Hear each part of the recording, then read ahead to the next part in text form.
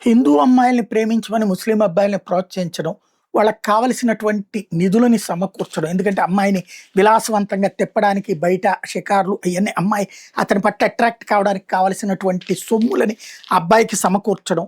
ఆ పైన కుటుంబ సభ్యులందరూ ఆ అమ్మాయిని దానిగా తమ కొడుకుని చూసుకుంటే బావుంటదని తల్లి, తనకు సోదరుడిని చూసుకుంటే మంచి వదినవుతావంటూ చెల్లి, ఇట్లాగ అందరూ కలిసి అమ్మాయిని 18 ఏళ్ల లోపు ఉన్నటువంటి సందర్భంలో అమ్మాయి అబ్బాయి వైపు అట్రాక్ట్ అయ్యేటట్టు కుటుంబ సభ్యులే ప్రోద్బలం తోడ్పడతాం.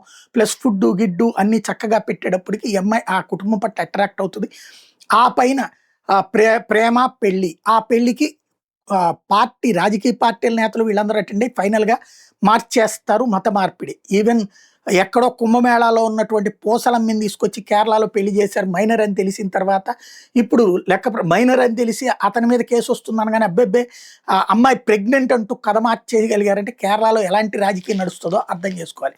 సరే ఎన్నికలు అయిపోయినాయి. రేపో మాపు రిజల్ట్ వస్తే కాంగ్రెస్ అధికారంలోకి వచ్చేటటువంటి పరిస్థితి ఉంది. కాకపోతే భవిష్యత్తులో కాంగ్రెస్ అధికారంలోకి వస్తే వచ్చే ప్రమాదం ఏంటంటే మళ్ళీ గతంలో కాంగ్రెస్ అధికారంలో ఉన్నప్పుడే ఒక ప్రాంతాన్ని ఇస్లామిక్ రాజ్యంగా ప్రకటిస్తూ చివరికి ఖలీఫా రాజ్యం అంటూ ఖలీఫాని ప్రకటించుకుని ఆ ప్రాంతంలో మార్చ్ ఫాస్ట్ కూడా చేసినటువంటి చరిత్ర చూసాం. దాన్నే తర్వాత కమ్యూనిస్టులు వచ్చాక కూడా కొనసాగించారు. ఇప్పుడు అక్కడ జరుగుతున్నటువంటిది ఏంటయ్యా అంటే కేరళలో ముస్లిం జమాత్ వాళ్ళు ఎర్నాకుళాన్ని విడతీయాలంటూ ఉద్యమం ప్రారంభించారు. తద్వారా రాబోయే రోజుల్లో కాంగ్రెస్ పార్టీ చేతన ఎర్నాకుళంలో ముస్లింల ప్రభావమైనటువంటి ప్రాంతాన్ని విడదీయించుకునేటటువంటి ప్రయత్నం చేస్తున్నారు.